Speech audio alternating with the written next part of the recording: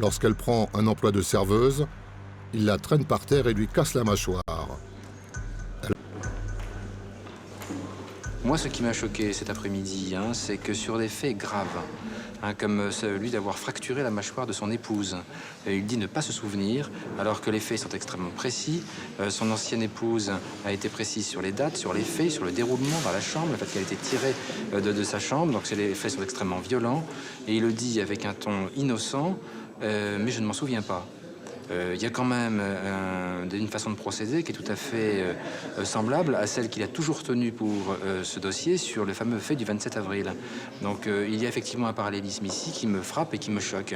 Il est fuyant, mais il l'est aussi dans ses éléments biographiques.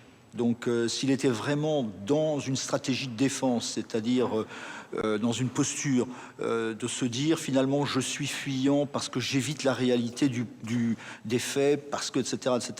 Bah, il ne le serait pas bien évidemment concernant les éléments biographiques. Or vous avez bien vu, et j'ai posé la question à l'expert le dit dans son rapport, bah, il est comme ça concernant la relation des faits, mais il est aussi comme ça concernant sa biographie.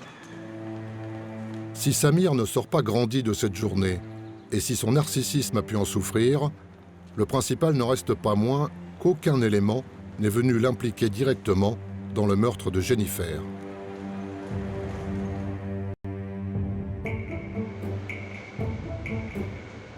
En cette matinée pluvieuse de la deuxième journée d'audience, la Cour va se pencher sur Jennifer, sa vie, sa personnalité et sa disparition.